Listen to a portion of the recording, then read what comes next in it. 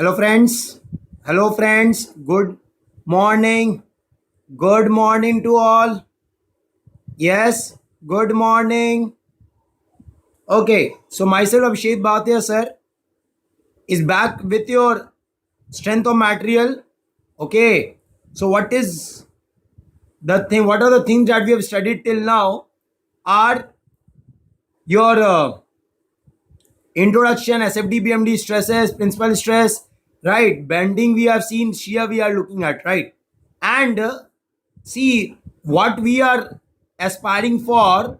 We are aspiring for a platform where all students, all students of civil engineering, if they know a channel of civil, that channel should be an academy, right? That's what we are planning.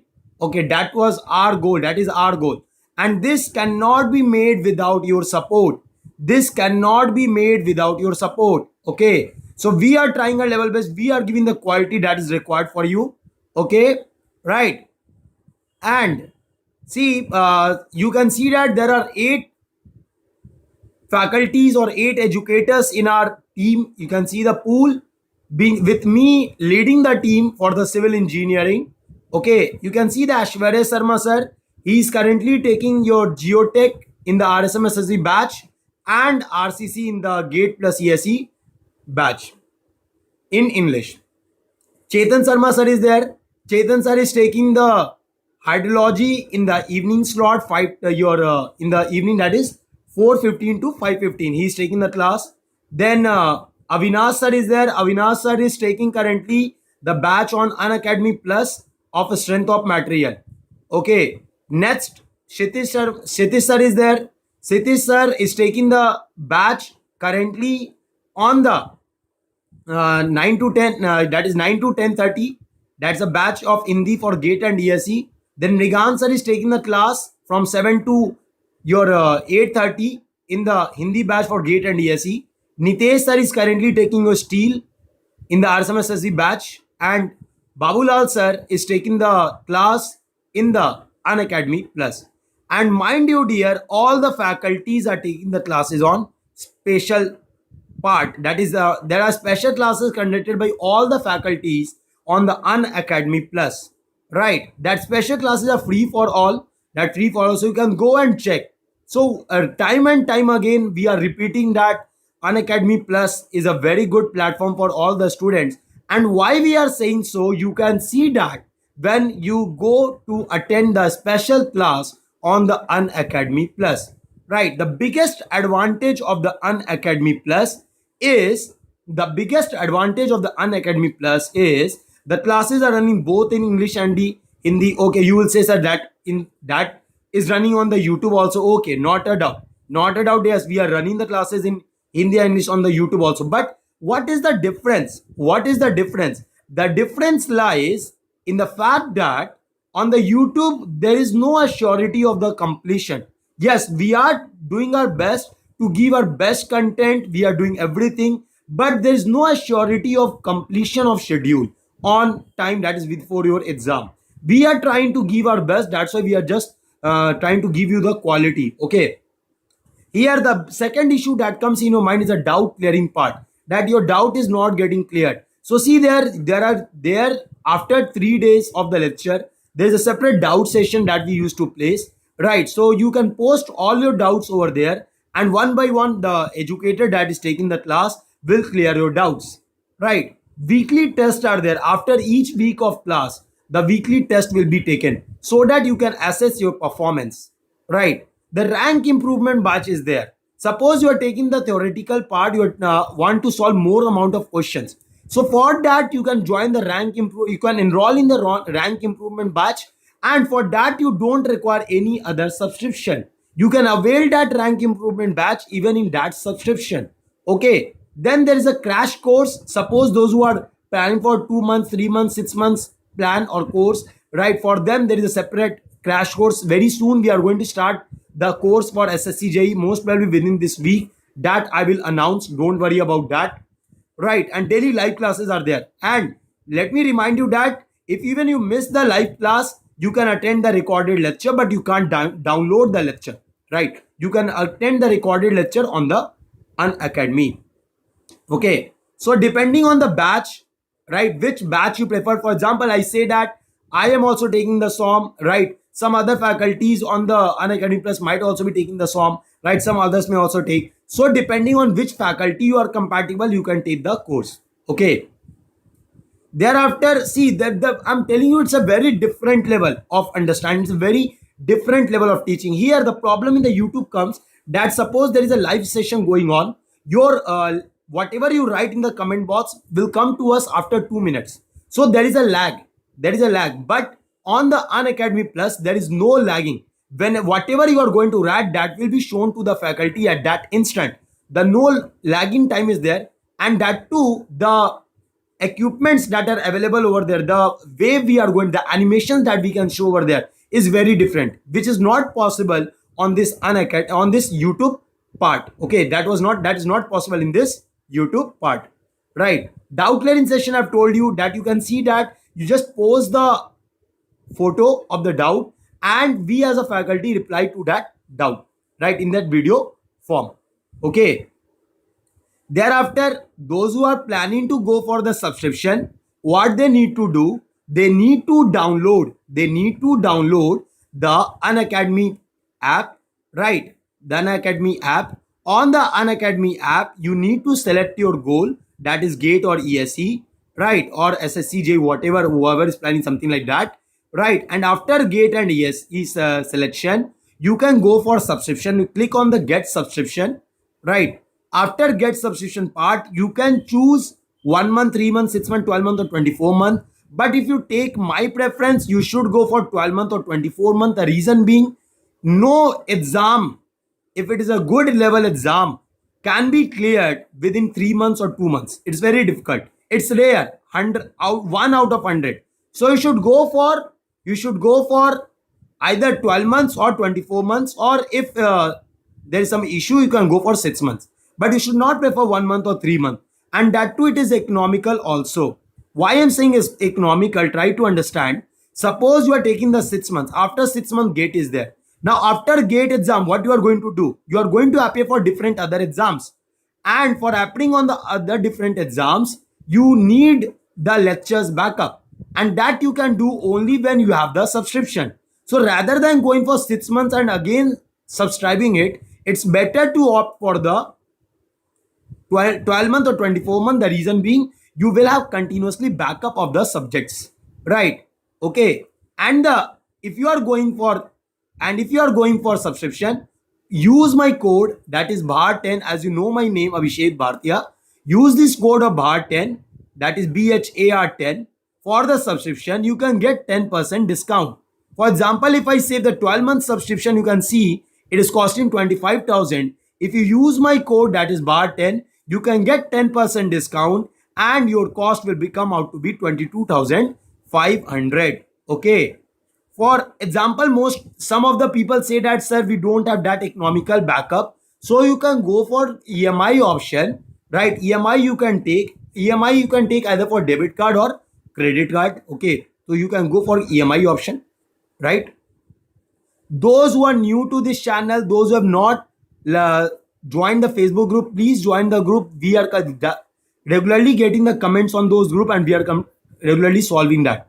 Yes, and for them also, please join the Telegram group, those who have not joined till now, so that we can enroll more and more students and clear their doubts. And all the PDFs of the class will be uploaded there. All the description of the class will be uploaded there. So if you miss any class, you can get the information from there itself. Okay. And please subscribe to the channel, whoever watches this video, so that you can get the further update that what video will come next or what are the schedules for the upcoming sessions. Okay. So let's start my class. So today, what I planned for the session is, yes. So today what I planned is to deal with some questions on the ESE based pattern, so that you can understand those questions, their variety, and also you can see the level of question that can be asked in the ESE. So I've prepared the question based on that. The theory part of shear stress we have completed, right? And we have solved few questions also. We have discussed about the stress shear equation. We have seen how the shear is acting on any plane. Next, we have also seen that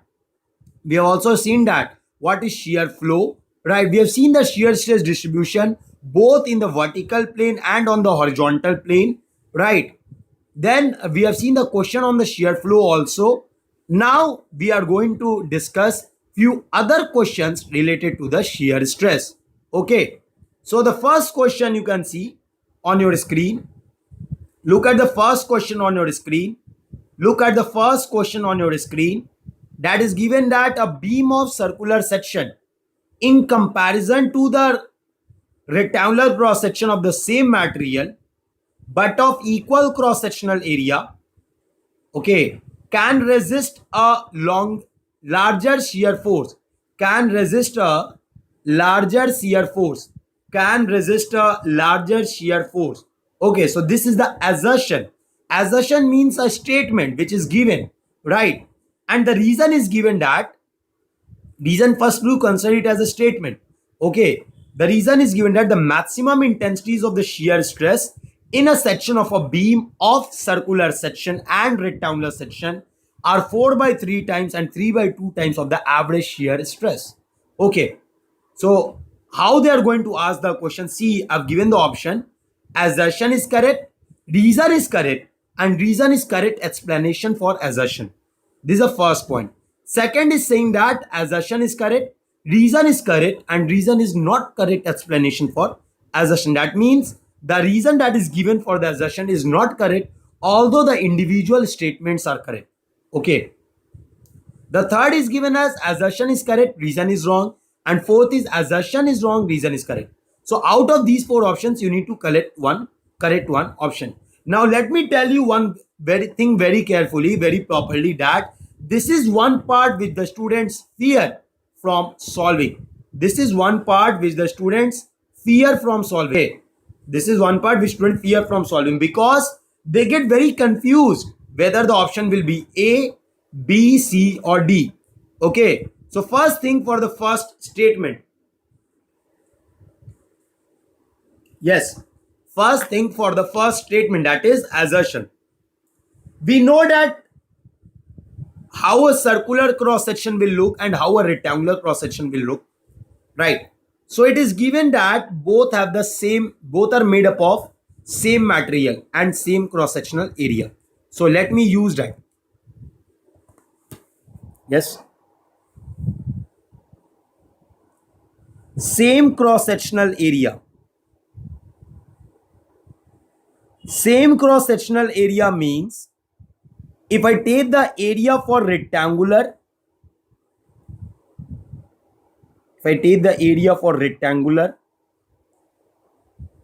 and for circular, okay,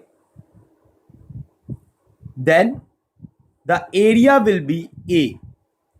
Both for rectangular and circular, the area will be A, right? Next, so we have used the same cross-sectional area. Next, it is saying that same material. So same material means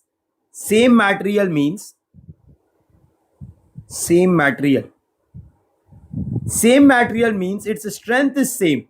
That means here we are talking about the shear stress. So sigma max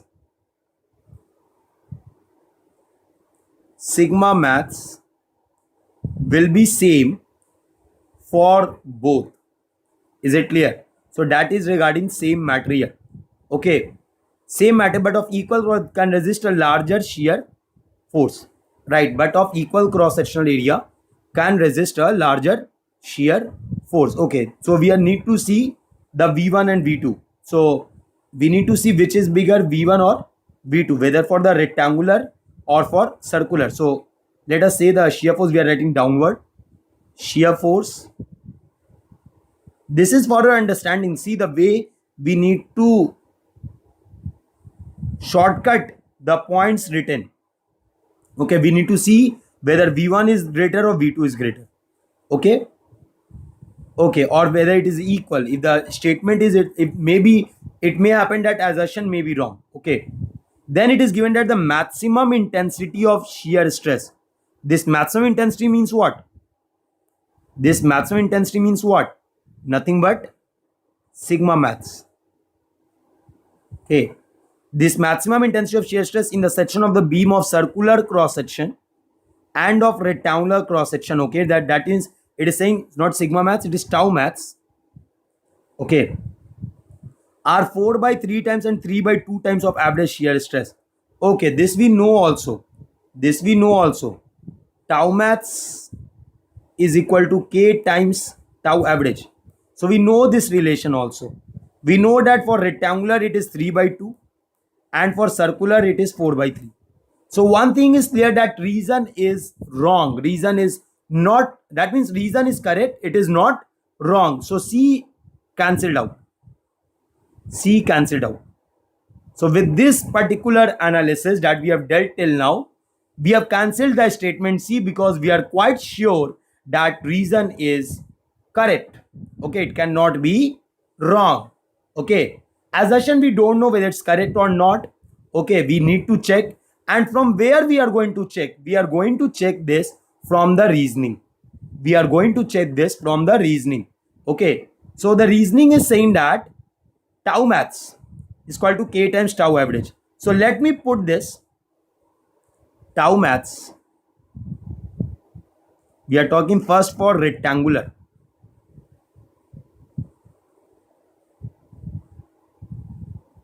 Tau max we are talking first for rectangular. That is nothing but we are writing as 3 by 2 of tau average. Okay.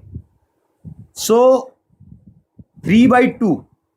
What is tau average? For the rectangular section, if the area we are taking as A, so it is V by A. Yes or no? If the area is V by 8 and V we are writing as V1. Okay, the V we are writing as V1. So what we can write? V1 is equal to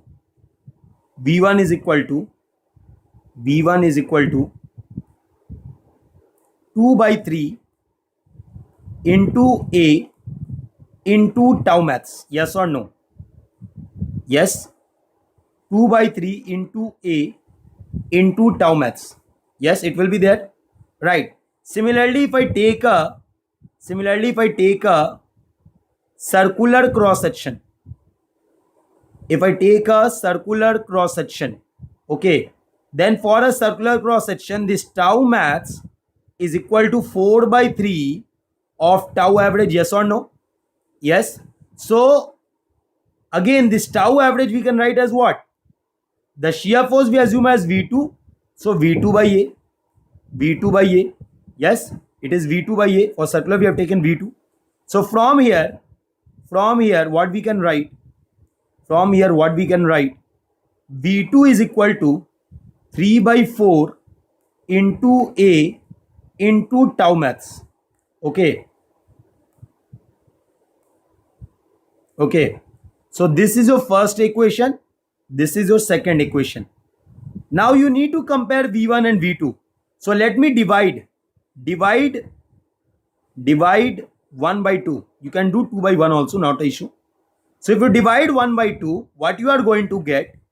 V1 by V2.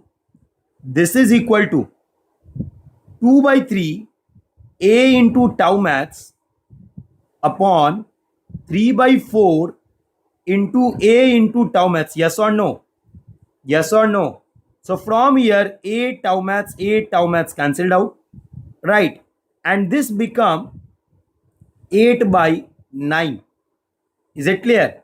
This become 8 by 9. So which imply V1 is equal to 8 by 9 of V2. V1 is equal to 8 by 9 of V2. So this imply that V1, that is what? V1 is what? See, what is V1? V1 is the shear force for rectangular. V2 is the shear force for circular. That means shear force in rectangular cross section is less than shear force for circular cross section. Is it clear? So with this particular result, we got that V1 is less than V2. Okay, so we got that V1 is less than V2. So now look at the statement. Look at the statement given. A beam of circular cross section in comparison to the rectangular cross section of the same material but of equal cross section area can resist a larger shear force. Yes, it is true. Yes, it is true. Yes or no? Yes, it is true. And we can clearly see that we have derived this from the reason only, right? So both A and B are correct, right? So D cancelled out. And the reason is correct explanation. So B also cancelled out. So your answer is A. So your answer is A. Any doubt in this part, please ask. Any doubt? When I say same cross-sectional area, so that I have written as A for both, for rectangular or circular. When I say same material, that means the maximum bending, maximum stress, that's here it is shear stress. The maximum stress is same, right? That is writing as, rather than sigma maths, we write as tau maths. We write this as tau maths, okay. Then shear force, V1 is less than V2, although sigma maths will also be there. But since we are taking the same materials, we are in tau maths. Okay, since we are considering the shear, right? So tau maths we can see 3 by 2, 4 by 3. For rectangular we can take, for circular we can take, and then we have done the comparison and found that the shear force in rectangular cross section is less than the shear force for circular cross section. Is it clear, sir? Is it clear? Yes. Is it clear to all? Yes. Is it clear to all? Any doubt, please ask. Any doubt, please ask.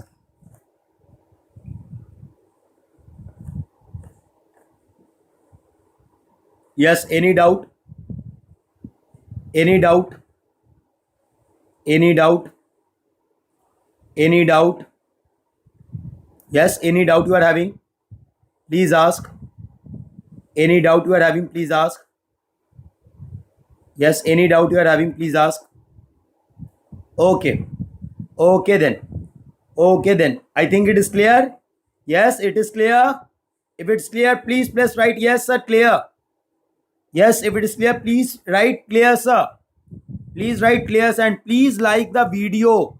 Please like the video and share with your friends so that more and more of your friends can come and take the advantage of these lectures. Right? Take the advantage of these lectures. Okay. Is it clear? Right. So let's move to the next question. Let's move to the next. Very, very good question, if I say properly, because I have taken the question such that the questions will encourage you to participate. Okay. Okay, sir. So it is given that in a simply supported beam subjected to UDL throughout the length, at which point stress due to the flexure shear equal to 0. Okay. At a support section on the, okay. We are going to answer this not now. For this, you need some backup. For this, you need some backup. Let me draw the line from here also. You need some backup. Okay. Just see this. This is my area where I'm going to teach. Okay. So see, suppose you are having a simply supported beam.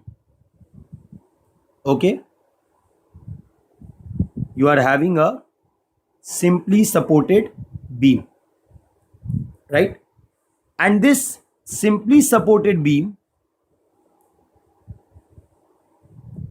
has a neutral axis, okay, and it is subjected to UDL,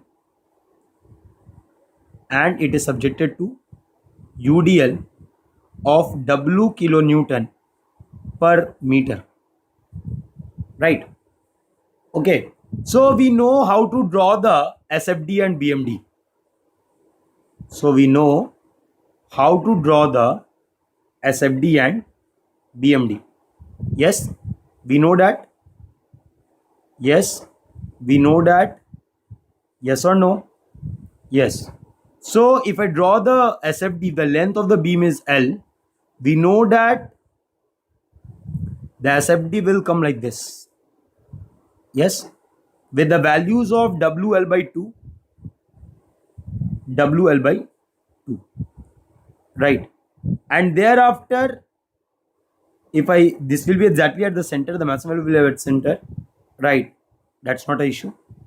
The maximum you are getting as WL square by 8, and this is passing through the, this is passing through the center, right? This I'm saying as L by 2. Okay, this is L by 2. So this is your SFD, and the other is your BMD. Yes, so I have dealt it very properly for you all, right? So this is your SFD and the other is your BMD. Okay, next, if I at any section, if I suppose the section is rectangular, suppose the cross section is rectangular cross section of width B and depth D. This is cross section. Okay, so suppose this is the cross section of width B and depth D. So how the bending stress and shear stress you are going to look at any section, if you take at any cross section, if you take at any cross section that you are going to take, how you are going to show the shear stress and bending stress. Yes, we know that for the bending stress, the maximum bending stress we will observe at the surface. Yes, if one side tension, the other side compression, and the variation will be linear. Yes, this variation will be linear. Right? So if the top there is a compression, that is maximum, then in the bottom there will be tension and it will be maximum, right? So if we need to represent here, we can say that the top there is a compression and at the bottom there is a tension, right? Now if I want to draw the shear diagram, then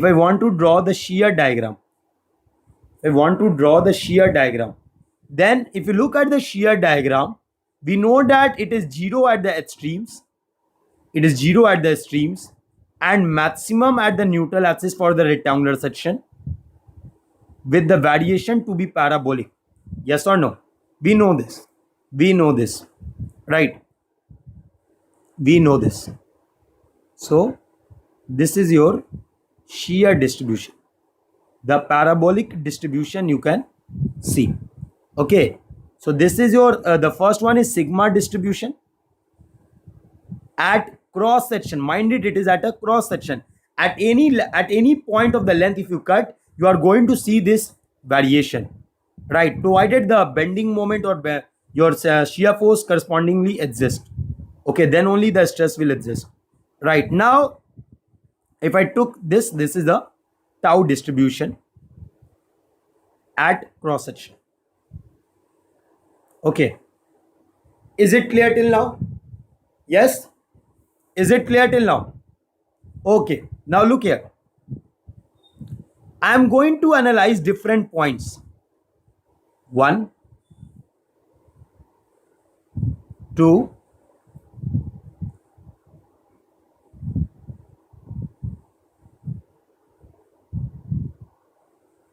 3, 4,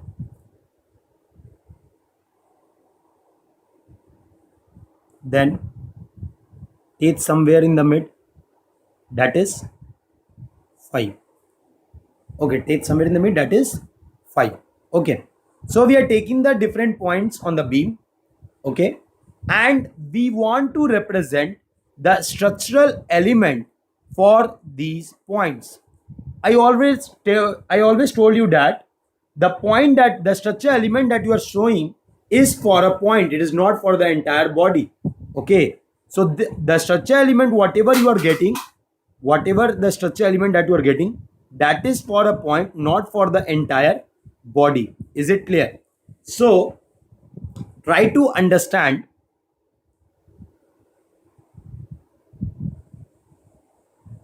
At any point I take, suppose I want to draw the structure element for 1. So it may be subjected, it may be, I'm not saying it will subjected to, it may be subjected to the bending stress. Yes, it may be subjected to the bending stress, or it may be subjected to shear stress, right? We know that if it is subjected to bending stress, then sigma I can write as m by I into y. That is the distance, right?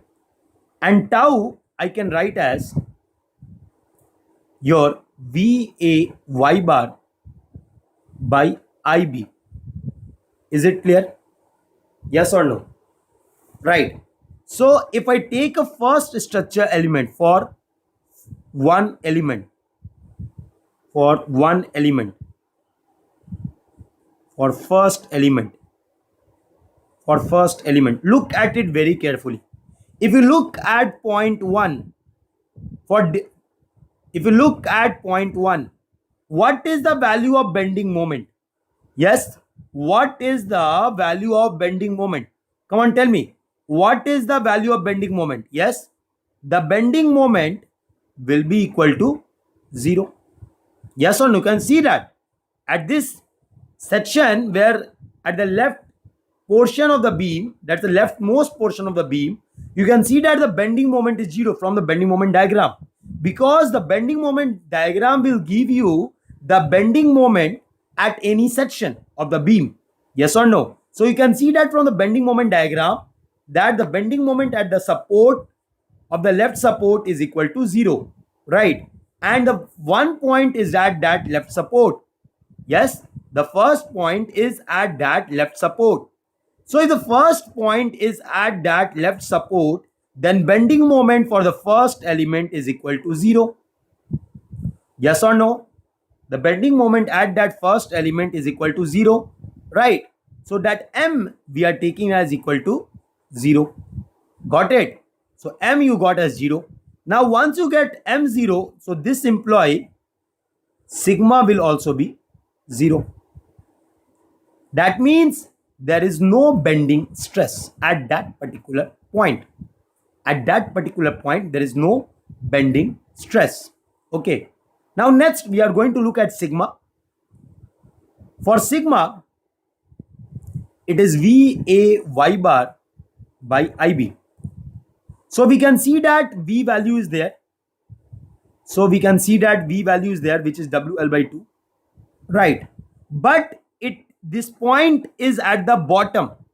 This point is at the bottom. So if this point is at the bottom, there is no area below this point. Yes or no? So we can write A is equal to 0. Remember, this we have solved in the first lecture for shear. So that point is at the bottom, right? So if that point is at the bottom, so the area is equal to 0. So if the area is equal to 0, this imply your tau, this is tau. The tau is equal to 0. Are you getting my point? So if you took this first, if you take this first element, no sigma, no tau. No sigma, no tau. That means it is no stress element. Is it clear? That means it is no stress element. Is this point clear? Yes or no? Is this point clear to all? Why it is no stress element? It should be clear. Yes, because at the first point the bending moment is 0. So if the bending moment is 0, then bending stress will automatically be 0. Yes or no? The bending stress will automatically be 0. Right.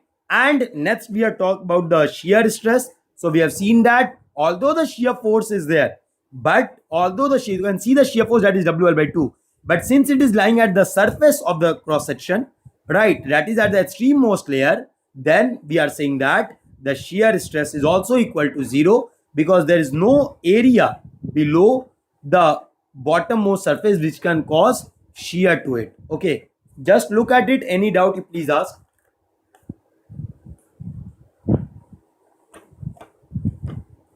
Yes, is it clear? Right. Now let us look at the second element. For second element,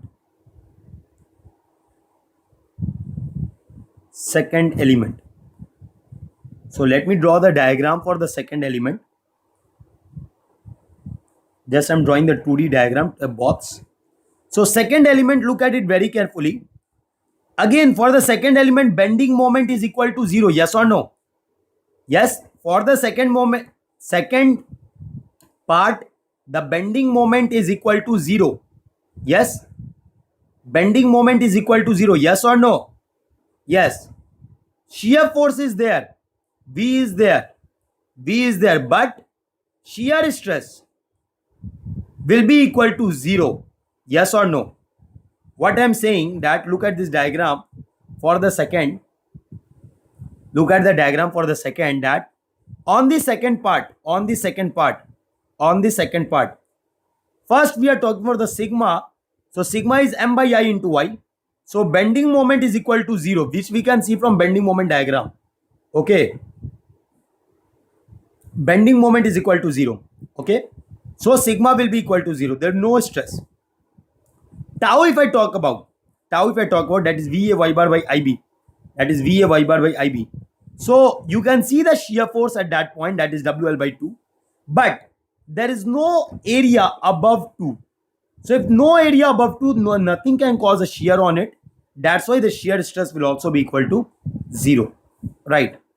So for second element also, what I'm writing, M is equal to 0. So this implies sigma is equal to 0. Right. Next I'm writing T is equal to torsion, that is your V is equal to WL by 2, but your AY bar, this is equal to 0. So this implies tau is equal to 0. Right. And if both sigma and tau is equal to 0, then it is no stress element. Is it clear? So again, 2 is also no stress. No point is there where you can apply any stress on this particular beam. Okay, got my point? Yes or no? Yes? Good. Now, look at the third part. Look at this third part. So if you look at the third part, you can see a value of shear. You can see a value of bending moment. Yes, you can see a value of shear. You can see the value of bending moment. Okay, so both M and V exist at the third point. Right? So you can see both M and V at the third point. Now the next thing is to see the bending stress and shear stress. Okay, the next thing is to see the bending stress and shear stress. So first look at the bending stress. Right. So third, look at the third. You can see that the third is lying on the surface, and if the bending moment is there, then you can see in this case the compression will act, and that is maximum for that particular cross section. Yes or no? Right. So if I see the third element will be subjected to compression. So let me write that first, otherwise you will forget. So for third element,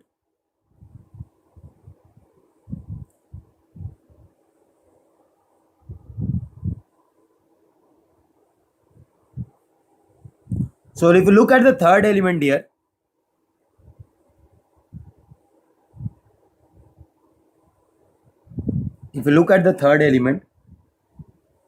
in this third element, what you can see, that M is not equal to 0 and V is also not equal to 0. Some value is there. That is not our concern. Some value is there. Right. And now we need to look at the for M. So corresponding to M, we can see that sigma is exist. It is not equal to 0. Right? Is it clear? And since it is compression, so just apply the compression.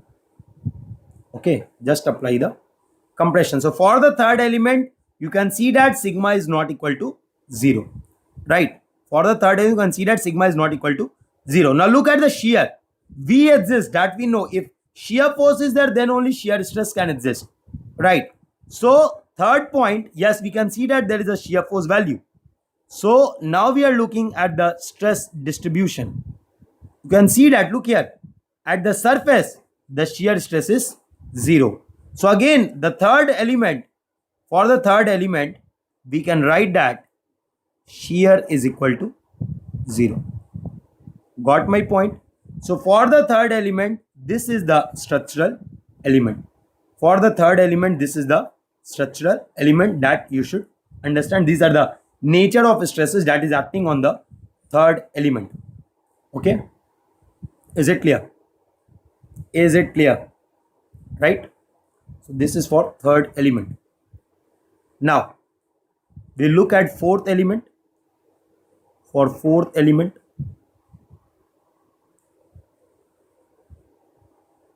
so let me draw the fourth element first.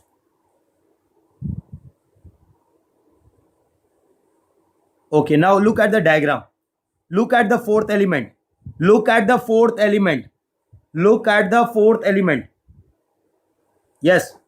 So the fourth element is subjected to shear force equal to 0. Yes or no? The fourth element is subjected to shear force that is equal to 0. Yes or no? Yes. So if the shear force is equal to 0, then shear stress will also be equal to 0. If the force is not there, how can stress be developed at that point? Right. So at fourth point, shear force is equal to 0. At fourth point, shear force is equal to 0. So correspondingly, tau is equal to 0. Okay. Next we are talking about the bending moment, and then we'll talk about bending stress. So at fourth point, you can see the bending moment. What is the bending moment? What is the bending moment? WL square by 8. Yes or no? You can see the bending moment of WL square by 8. Right? The bending moment is there. But what is the bending stress? What is the bending stress? It is lying at the neutral axis. So the bending stress will be 0. Okay. So what I'm writing? At fourth point, the bending moment is equal to 0. So if the bending moment is equal to 0, your bending stress the bending moment is equal to your WL square by 8. So if the bending moment has a value, but since it is lying at the center, so sigma will be equal to 0. Right? So again, both sigma and tau is equal to 0. So we write this as no stress element. So we write this as no stress element. Is it clear? It is no stress element. The fourth element is the no stress element. Okay. Next, for fifth element. For fifth element, this is very easy, dear. If you understand, this is very easy. Right? Nothing to mug up. You know the basics. You have understood. You have done all my previous lectures. Right? Then nothing as such is difficult for you. Okay. So fifth element. Look at the fifth element. Where the fifth element is. Yes. Look at the fifth element. Now, if you look at this fifth element, on this fifth element, what you can see? What you can see? There is a shear force. There is a bending moment. So first of all, we are going to write that both shear force and bending moment exist at that point. So shear force is not equal to 0. Bending moment is not equal to 0. Okay. So now we are going to check for sigma, right, and tau. So if I look at the fifth element, in the stress diagram. So I can see that both value of sigma and tau exist at this particular point. Both value of sigma and tau exist at this particular point. Okay, both value of sigma and tau exist at this particular point. So sigma will be there, tau will also be there. Sigma will also be there, tau will also be there. So sigma is compression because top is compression. So I'm showing compression. Okay, compressive of sigma. Got it? Now, the thing is how to show the stresses. The thing is how to show the stresses, right? So just see here. We are coming right to left. We are coming right to left. So we know that as I move, let me take this out. You will understand better. Let me take this out.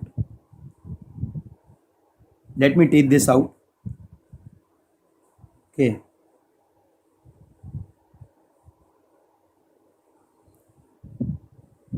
So what we know that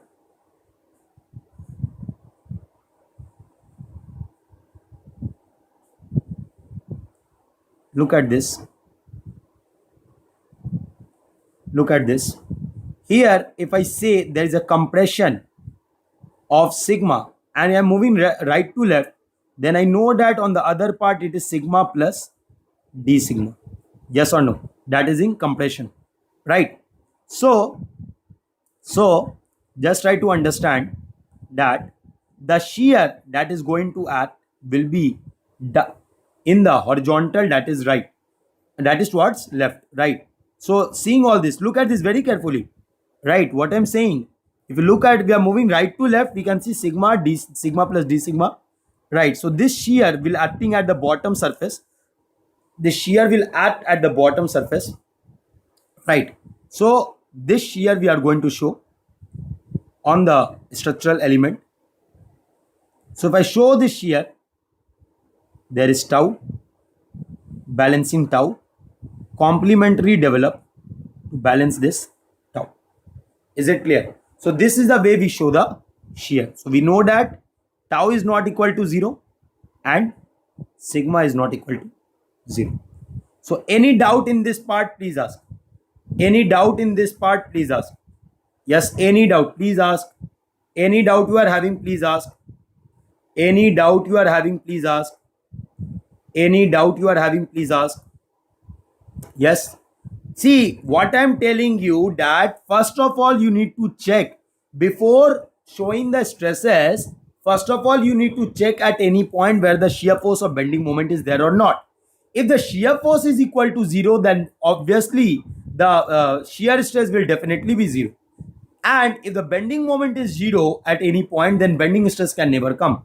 Got the point? So that's what I'm saying, that look at both sigma and tau, right? Sigma and tau will be looked only when you know whether the m or b exist or not. If m exists, sigma may exist or may not exist. Why? When the sigma will not exist, when that particular point will lie at the neutral axis, then you cannot see any sigma. Whereas you cannot see tau when that point lie on the surface, right? So for the first element, if I took, I'm just explaining orally now. For the first element, if you took, for the first element, the bending moment is equal to 0.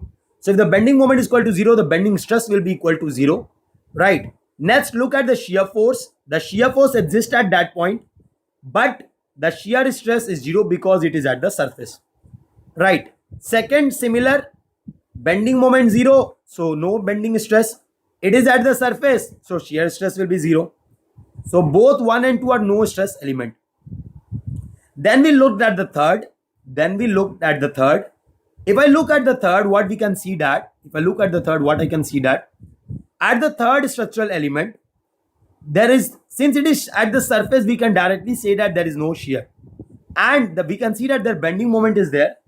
And since it is at the surface, so the bending stress is maximum. So we are showing the stresses, that is compressive, because here the beam will sag. Okay. Next, we have looked at the fourth element. At the fourth element, we can say that the shear force is equal to 0.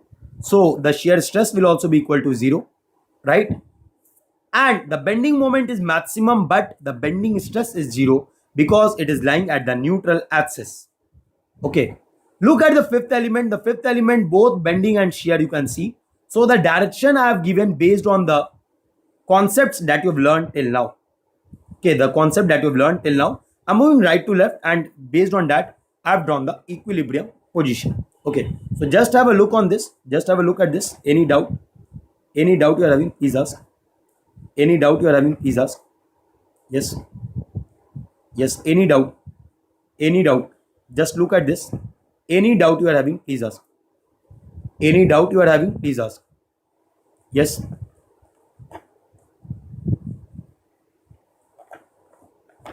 Yes. Any doubt? Any doubt you are having? Please ask. Done? Done? Okay. Okay. See now. So what is given?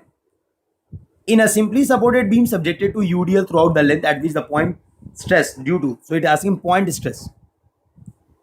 Point stress due to flexural and shear equal to 0. That means the points where there is no bending stress, no shear stress. No bending stress, no shear stress. So first of all, at support, it is subjected to UDL. At support on neutral fiber. At support on neutral fiber. So on neutral fiber, we know that sigma is equal to 0. Okay, this we know. At neutral fiber, we know sigma is equal to 0. Right. At support, we know V is not equal to 0. Right. Right. V is not equal to 0. And since it is lying on the neutral fiber, since it is lying on the neutral fiber, that is at the center. So at the center, the shear is maximum. So tau will not be equal to 0. Got the point? So option A1 is wrong. How I cancelled it? Just see to it. Neutral fiber sigma is equal to 0. That we understood. Right? Then we look at the support. Right? So at the support, V is not equal to 0. It is WL by 2. Then we look at the shear. Since it is at the neutral fiber, that is at the center. So at the center, the shear is maximum. So the tau is not equal to 0. And it is asking a point where both tau and sigma is equal to 0. So 1 is not an option.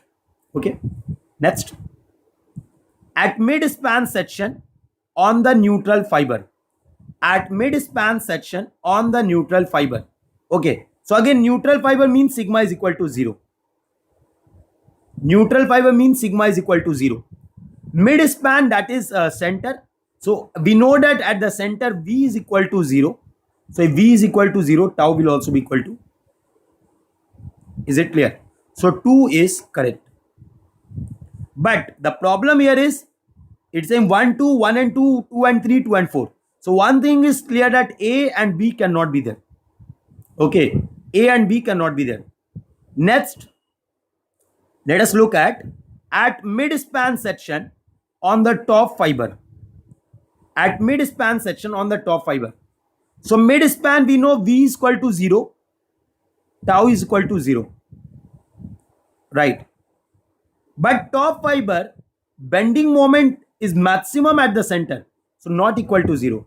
And since it is talking about the top fiber, so we know that on the top fiber, it is maximum. Shear is, your bending is maximum. So sigma is also not equal to.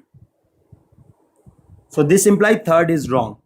So it is clearly that C is wrong. So D must be correct. D must be your answer. Let me prove that also. Let me prove that also.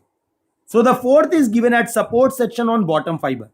At support section on the bottom fiber. So at support section on the bottom fiber. Right.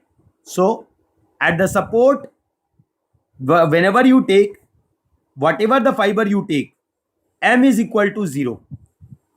So if M is equal to 0, then sigma is equal to 0 since it is at the support. Right. Next, we are talking about V. So at support, it is WL by 2, V is WL by 2. And it is talking at the bottom fiber. So we know that shear at the bottom and top surface is equal to 0. Got the point? So both sigma and tau is equal to 0. So 4 is correct. So the answer is 2 and 4. Yes? Got my point, sir? Yes or no? So these are some very good questions that you should understand. These are some very good questions that you should understand. That is 2 and 4. That is 2 and 4. Yes? Any doubt? Any doubt in this? Any doubt in this? Any doubt in this? Any doubt in this? Yes, any doubt, please ask. Any doubt, please ask. Any doubt, please ask. Yes, is it clear? Is it clear? Is it clear to all? Yes? Is it clear to all? Right, good. Good. Good. So let us look at the next question. Question number 3. Let us look at the next question. That is question number 3. I told you that one question I have, it was missed in the bending. So I will cover in the shear. So this is the question. That is including the bending and your thermal stress. It is including the bending and thermal stress. And same concept you can apply for other question also. Whenever you can see the deflected shape which I am drawing right now. Okay. So see here. You can see that along the depth of the beam, there is a temperature variation that is 0 to T degree centigrade. And this variation is linear. This variation is linear. Right. So how the deflected shape will look like? Will there be any expansion or contraction on the top joint? Yes or no? Now this is not pure bending. This is not bending, pure bending. Now it will govern by the expansion. Is it clear? It will govern by the expansion. So the top fiber, I'm not applying any external load. I'm applying the thermal loading. That is change in temperature. That is causing the change. Right. So look at it very carefully. The top fiber is not subjected to any temperature change. So if the top fiber is not subjected to any temperature change, its length is not going to change. Are you getting my point? Yes. So instead of writing the neutral axis, we are not writing anything here because this is not the case of bending. Is it clear? So in this case, how the expansion will occur at the top, if I take it bit bottom, there is no change in length, but due to the other layers, it is going to bend because the shear that is causing at the junction, this will let the beam to bend, right? And since it is varying linearly, so bottom layers will expand linearly. Is it clear? So this is the way the bottom layers is going to expand, right? And this will expand in the form of a arc of a circle, right? This will expand in the form of a arc of a circle. Okay.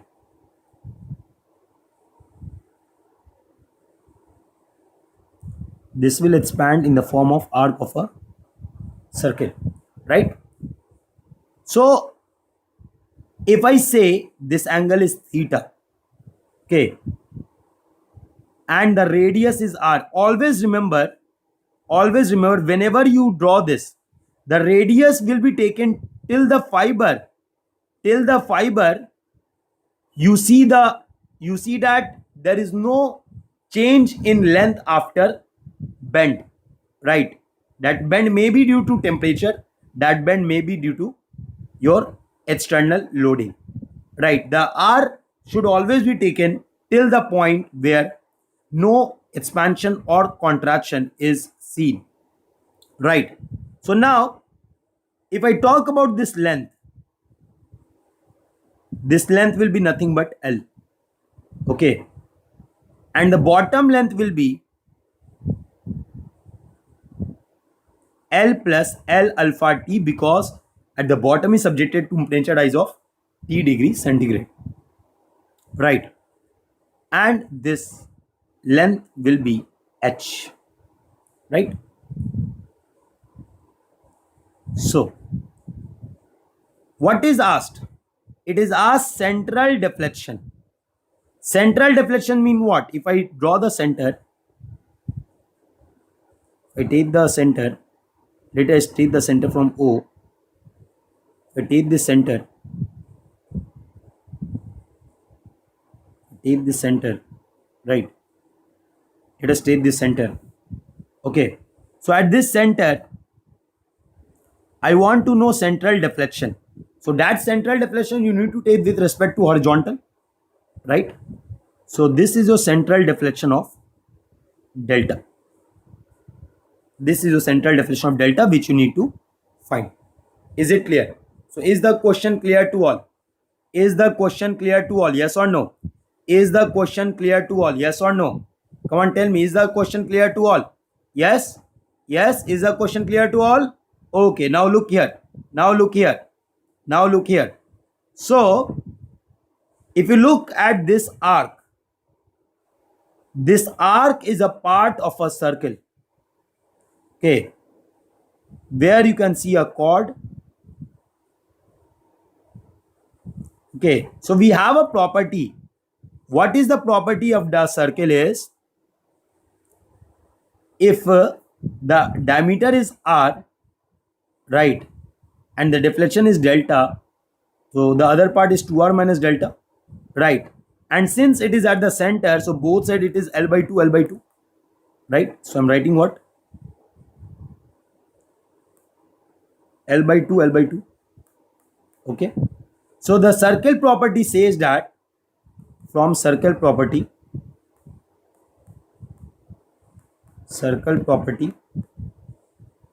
what it says that L by 2 into L by 2, this is equal to 2r minus delta into delta. Okay. So from here, we get L square by 4 is equal to 2r delta minus delta square. Now tell me, what is the delta value very high? Is the delta value very high?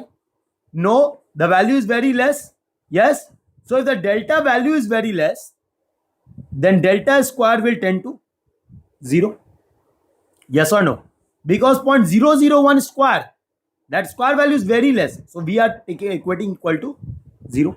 So from here, your delta comes out to be L square by, delta comes out to be L square by 8r. But I don't know what is r.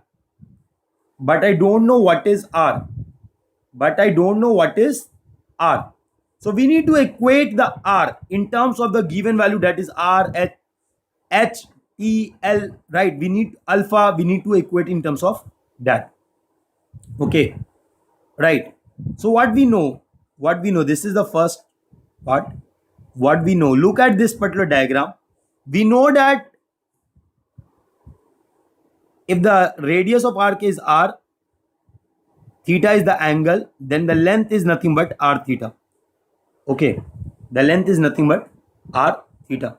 So theta I can write as L by r. Yes or no? So from here what I'm going to write, theta, that is equal to L by r. This is equal to L plus L alpha t by r plus h. Yes or no? Can I write this? Yes. Can I write this? Yes. Okay. So from here what I'm going to write, r plus h by r. This is equal to L plus L alpha t by L. Okay. So that is equal to 1 plus h by r. This is equal to 1 plus alpha t. Is it clear? Yes or no? Yes. So 1 cancelled out. I need to replace r in terms of h alpha t. So it is h by alpha. So you got the radius of r. Now once you got the radius of r, this is the second equation. Put 2 in 1. So you need to put 2 in 1. So you put 2 in 1, what you are going to get? Delta is equal to L square by 8. R is what? H by alpha T. So the delta depth is coming as alpha T L square by 8. So this is the formula you are getting.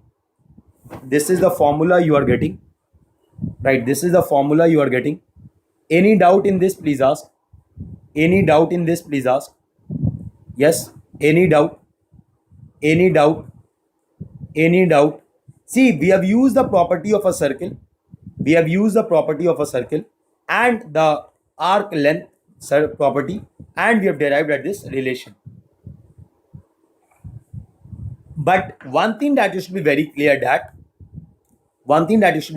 that the delta that you are finding for that, first of all, the radius you should take with respect to the fiber where length is not changing. If the length is changing, you cannot take that fiber. Is it clear? If the length is changing, you cannot take that fiber. Okay. So these are the 3 questions that I want to cover in this chapter, which have helped you a lot in understanding the concepts. I hope so. Right? Please go through these questions properly. Go through the videos again if you haven't understood after the lecture is over. Right? So that you can understand more and more. Is it clear? Yes? Is it clear? Okay. Good. So now I'm moving to the next part of strength of material. Since the time is there, I'm moving with the your theory of failure. Most of you have doubts, sir. Principal stress we have learned. You have not taught theory of failure. So here it is. Theory of failure. Right. Theory of failure. Right. So what is theory of failure? What is theory of failure? Why the theory of failure is necessary? Why the theory of failure is necessary? That is the important thing that you should understand. So try to understand when the member is subjected to unidimensional loading. When the member is subjected to unidimensional loading, that is one dimensional loading, then the cause of failure is not important. Which way the failure is happening, that is not important, because both, if I say all the stresses, that is the principal stress, the principal strain, the maximum shear stress, the maximum strain energy, all these are developed simultaneously. The maximum value is reached simultaneously. So what is the reason of failure? That is not my concern. I can design for any of the particular thing. Okay. But when the matter is subjected to biaxial or triaxial loading, these values are not reached simultaneously. Okay. These values are not reached simultaneously. So because of which we need to consider that in which part it has reached its maximum value, so that I can design based on that particular criteria. Is it clear? Right? So that is the importance of theory of failure. So let me write that.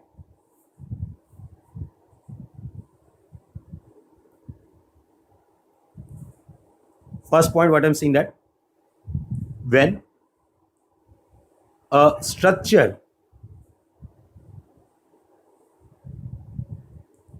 is subjected to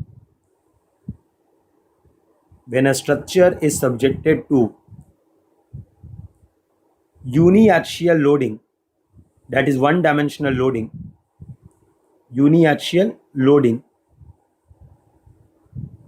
the cause of failure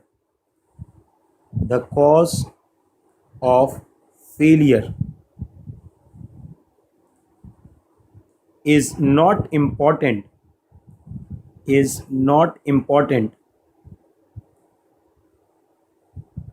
because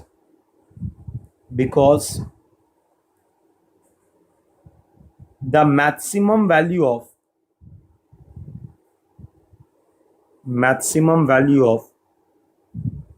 normal stress,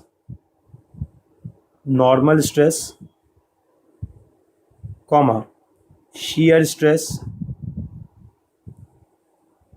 okay, comma, normal strain,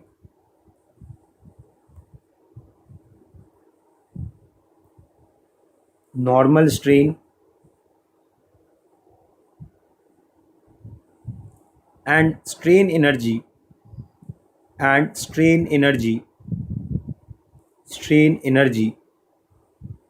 are reached simultaneously, are reached simultaneously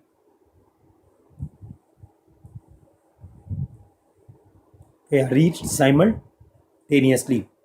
Okay, so if it is reaching simultaneously, I don't require to find the which criteria is responsible for its failure. I can design for any particular thing, right?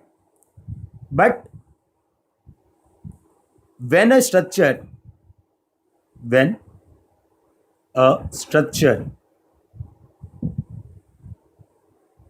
is subjected to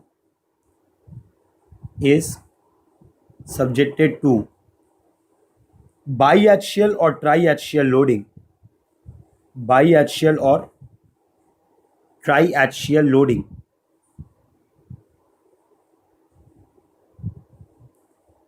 the maximum values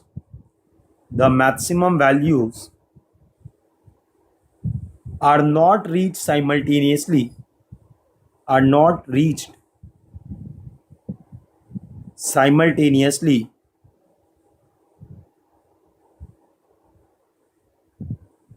Hence, determining the cause of failure, hence determining the cause of failure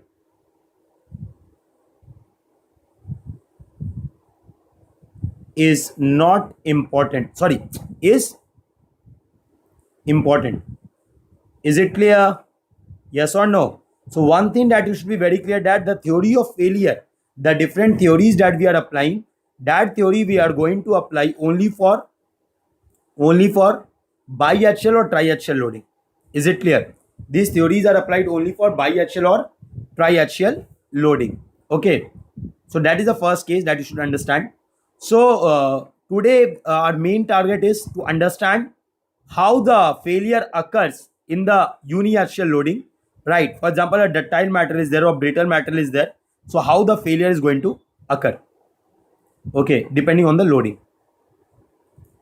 So failure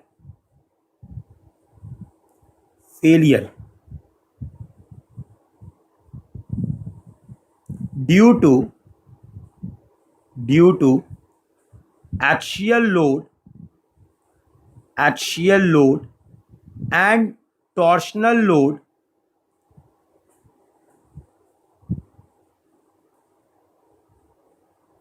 of ductile and brittle material,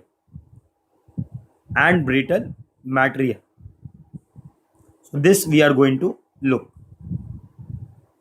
Failure, how the failure you can see, right? So the first of all, I'm going to talk about ductile material. First of all, we are going to talk about ductile material. So there are two properties of the ductile material which are going to govern the failure. The first property is the ductile material have less strength. The first property is ductile material have less strength. Okay.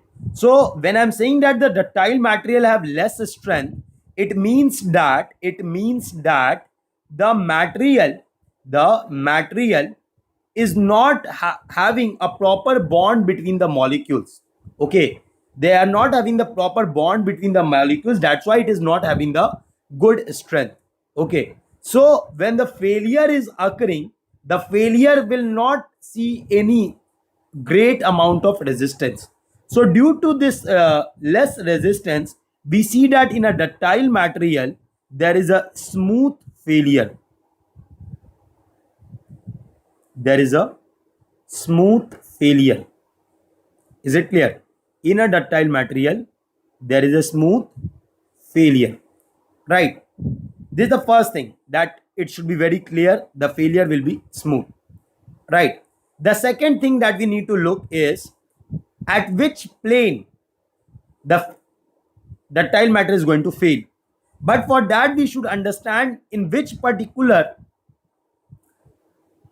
property it is weak, whether it is weak in tension or weak in compression or weak in shear. Come on, tell me, tension, compression or shear? Yes, the ductile matter will be weak in shear. So I've told you that a ductile material will fail on a plane subjected to maximum shear stress. So the second point that you should be clear, that fail on a plane of maximum shear stress. Maximum shear stress. Okay. These are the 2 points that should be very clear to you. And we know that some example like mild steel. Mild steel is a ductile material, right? Gold, copper, aluminium, right? All these are example of ductile material. Okay, so we are going to see the first case, that is axial loading.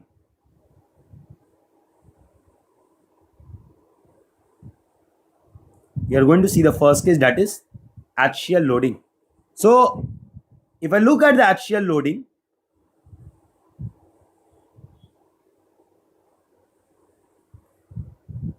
suppose this is a bar. This bar is subjected to axial load of P. Yes, this bar is subjected to axial load of P, right? Okay, this is the axial load of P, right? So if this is the axial load of P, it's subjected to the axial load of P. We need to find the plane of maximum shear stress, right?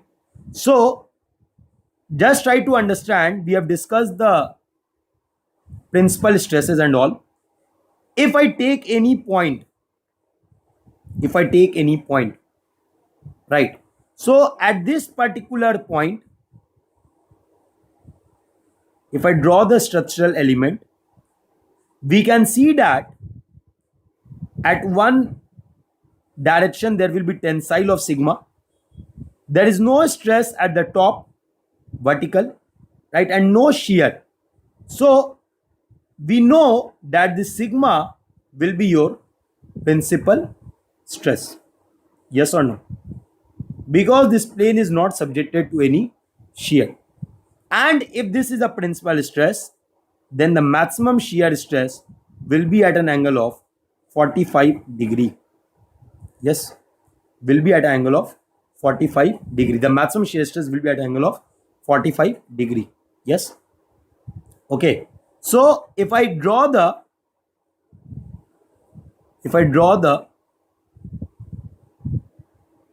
maximum shear plane, so you can see this maximum shear plane, then automatically in the perpendicular direction the complementary is going to develop. Okay, right? So this angle, you can see that this angle I am saying as 45 degree. Okay, this angle I am saying as 45 degree. Either you take with respect to the horizontal or you take with respect to the vertical, right? So how it is going to fail? It is going to fail due to shear, right? So how you see the deflected shape on the plane of maximum shear, it is going to fail. It is going to fail, and this failure will be in the form of cup and cone. I've told you that I will explain this later. So you can see that the failure and the angle with respect to vertical, right? So this is the type of failure. So we just say that. So we just say that in this case of axial loading, that it will fail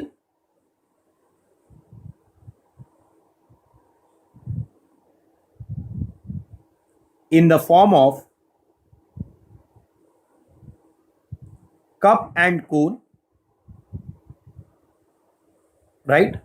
Second, what the thing that we should know, that the failure plane or failure surface is smooth and at angle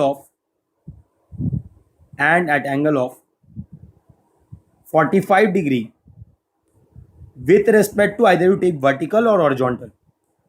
With respect to vertical, or you can write horizontal, right? So this is the first case for axial loading. So it will, why it is going to fail on the plane of maximum shear, that should be very clear to you. Okay, why it is going to fail on the plane of maximum shear, that should be very clear to you. It is going to fail on a plane of maximum shear because due to the shear, the ductile mat is weak in shear, and we see that the maximum shear plane is developing at an angle of 45 degree. So that's why it is getting failed at an angle of 45 degree. Yes. And why it is smooth, why it is maximum shear, it is very clear because it is a ductile material. Okay. Is it clear?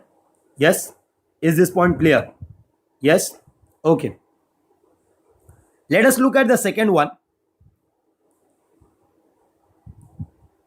The second one is, for the ductile material, it is torsional loading. Second one is torsional loading. Second is torsional loading, right? So see here,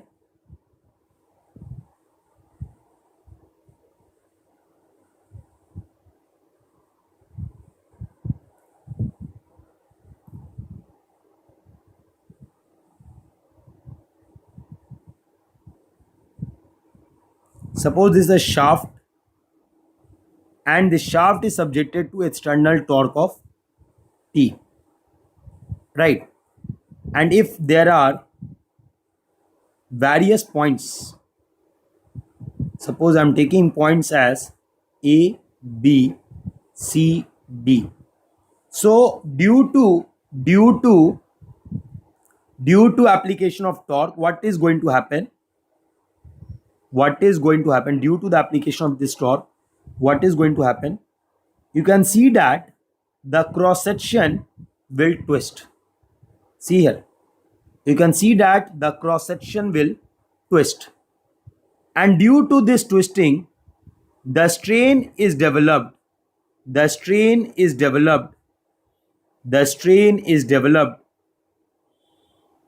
along the cross section, right? The strain is developed along the cross section, and we know that this strain is nothing but shear strain. This strain is nothing but shear strain. Okay, so see this, if this strain is shear strain, then obviously the stress will develop, that is shear stress. Okay, so again that shear stress value will be maximum at the surface and minimum at the center.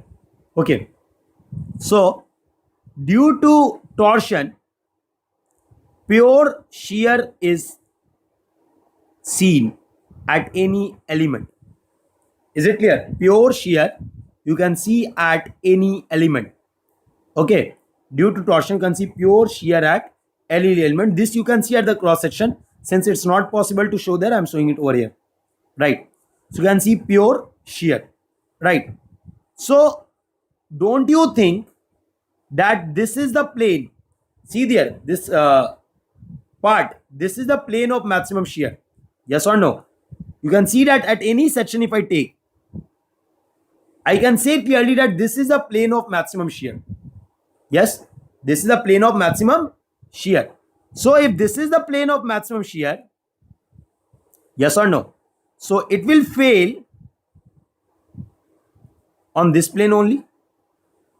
This I can see in the cross section. Exactly vertical, because you can see the vertical and horizontal planes that is causing due to shear, right? Okay, and that is the maximum shear plane we know from the pure shear condition, right? So this I'm writing as maximum shear plane.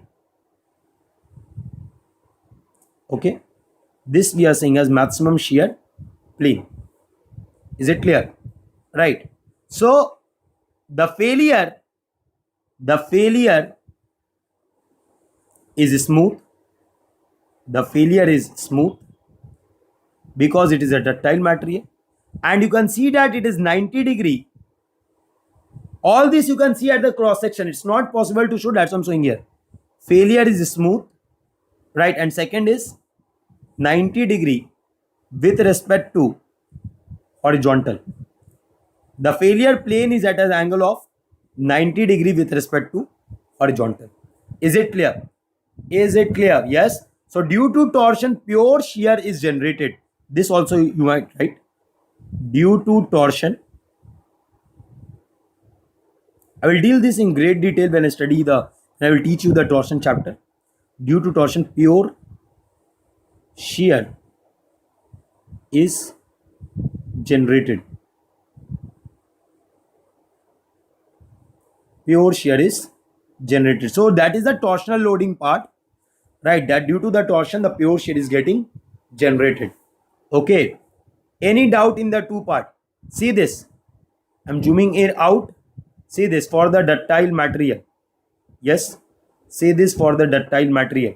So what I'm saying for the ductile material, that the failure will be smooth and it will fail on a plane of maximum shear stress. Due to the axial loading, you can see the maximum shear plane at angle of 45-degree and 135-degree, right? So the failure will occur on that plane, and it is the cup and cone failure. And due to the torsional loading, you can see the maximum shear plane at 90-degree with respect to the horizontal, and that is smooth failure, right? Is it clear? Yes. Okay. So next we will talk about brittle material. Second, that is brittle material. Second, that is brittle material. Okay. So what we know about brittle material? Greater strength. Yes, it has greater strength. So what is the reason for greater strength? What is the reason for greater strength? Come on, tell me. What is the reason for greater strength?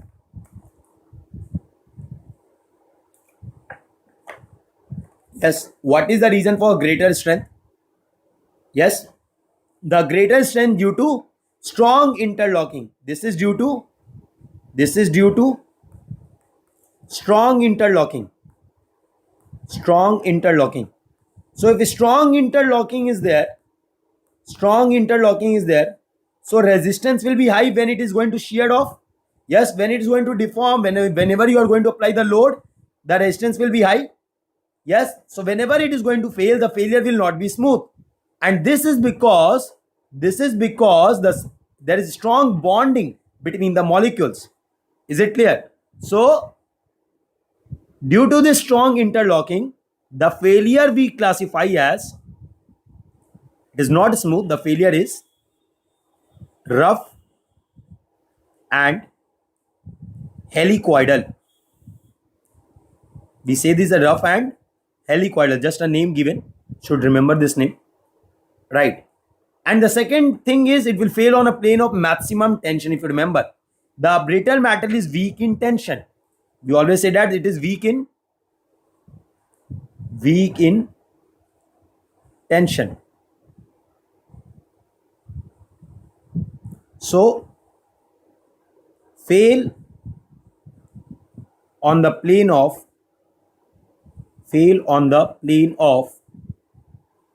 maximum tensile stress. Fail on the plane of maximum tensile stress. Right? Got my point? Yes or no? Yes. So brittle material it is having greater strength, so the failure will be rough and helicoidal. Yes, and it is weak in tension, it will fail on a plane of maximum tensile stress. Okay, so again we are going to look in two form. One is the axial loading and second is the torsional loading. Okay, so the first form, let us look, that is axial loading. First form we are looking, that is axial loading, right? So first of all, let us take a beam or a bar. Let us take a bar, and this bar is subjected to axial load of P. This bar is subjected to axial load of P, right? So if this bar is subjected to axial load of P, we know that from the structural element that this vertical is the plane of maximum principal stress, that is nothing but tensile stress. Yes, so this is the plane of maximum principal stress, right? So when you apply the load, it will fail on this plane because it will fail on a plane of maximum normal, that is maximum tensile stress. Okay, and the failure will be rough and helicoidal. The failure will be rough and helicoidal. Is it clear? Why the rough and helicoidal? Because what I'm saying to you, why it is rough and helicoidal, because there is a strong bond between the molecules, because of which when it tries to deform, there will be high resistance, due to which the resistance will be very high, because of which you can see the rough and helicoidal shape. So what I'm saying, that the failure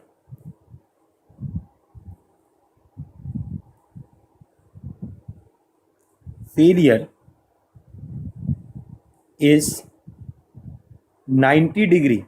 You can see that with respect to horizontal, it is 90 degree. Failure is 90 degree with respect to horizontal. Okay, thereafter, what is the next point? The failure is rough and helicoidal.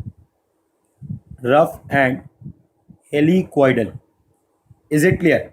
So this is the case which happens for the axial loading. Any doubt, please ask.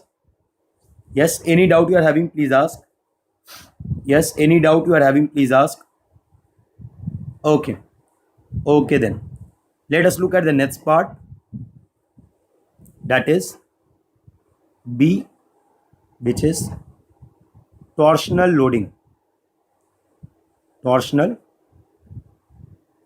loading. Okay, so now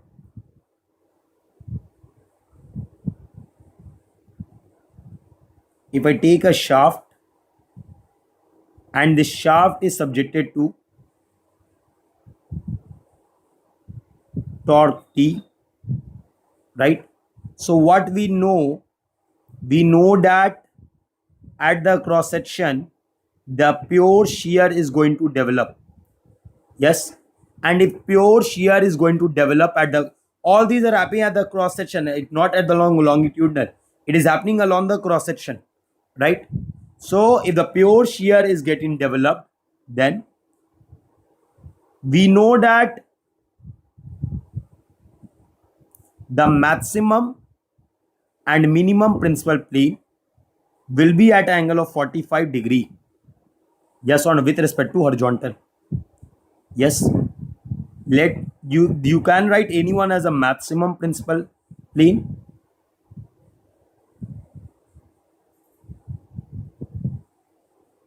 and other as a minimum principal